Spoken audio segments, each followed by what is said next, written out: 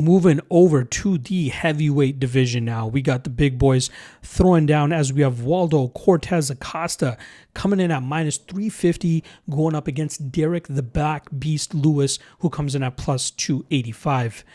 Starting off on the Cortes-Acosta side, color me surprised that he is as popular and successful as he's been over the last couple of fights and has earned himself a spot here, right? He's the third fight on the main card of a big, I guess we can't call them pay-per-views anymore, maybe for everybody outside of the US, but, a numbered UFC event. For him to be the third fight on the main card, going up against a fan favorite like Derek Lewis, I'm very surprised that he got here, especially after a couple of the losses that he took in the UFC. But the knockout win over Ante Delia after the weird controversy there with his eye poke, and then coming back and winning that fight after it was restarted, and then coming in on short notice against Shamil Gaziev and just showing him no respect and knocking him out in the first round. This guy's really turned things around. He went 4-1 in 2025 with his lone loss coming against a calm and methodical performance from Sergey Pavlovich. But he's shown great improvements in his takedown defense, like we saw in the Sergey Spivak fight. That was a fight where I'll admit I was on the Spivak side. I thought he'd get the takedowns and really grind him out, but he couldn't sniff a takedown there.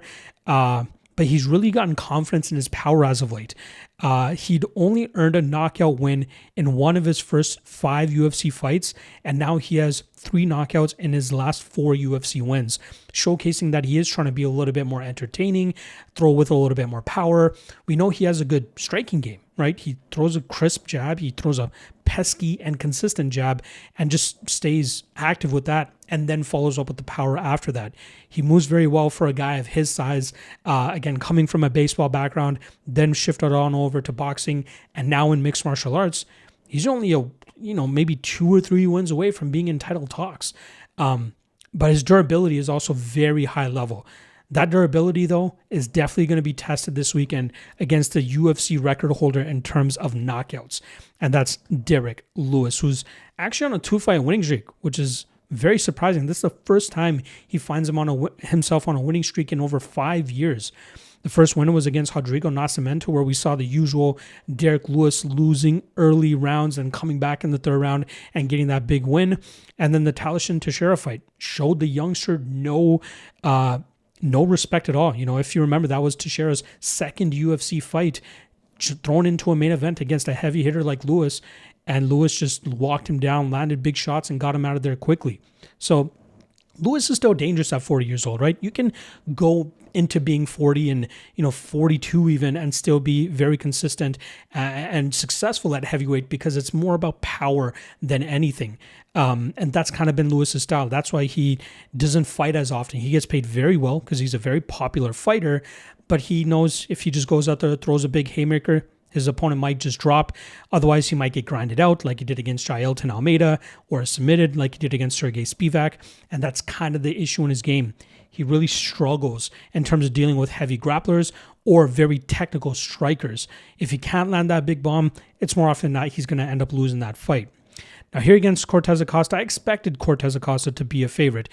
Did I expect him to be minus 350? Maybe not, right? I thought people would kind of play into more of that Derek Lewis knockout power. But in counterpoint to that, Cortes-Acosta has shown a very good chin. He's eaten some big shots from his opponents. Even that possible TKO loss that he had to Ante Delia, a lot of that could be attributed to the eye poke that he had received.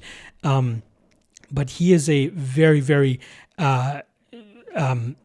ironclad fighter. Not often do we see him get hurt. Not often do we ever see him get dropped.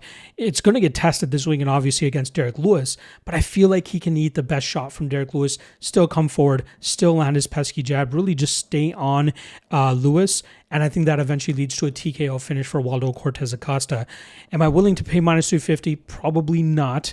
I'll probably lean closer to Cortes-Acosta by knockout, but even that's probably going to be chalk to shit. Maybe that's minus 200, but I'd be surprised if this hits the scorecards. I think the way that Cortes-Acosta fights, Lewis will start to slow down as he continuously eats jabs, eats some body shots from Cortes-Acosta, and I think that will eventually lead to a TKO finish for Waldo Cortes-Acosta, but I think twice about minus 350.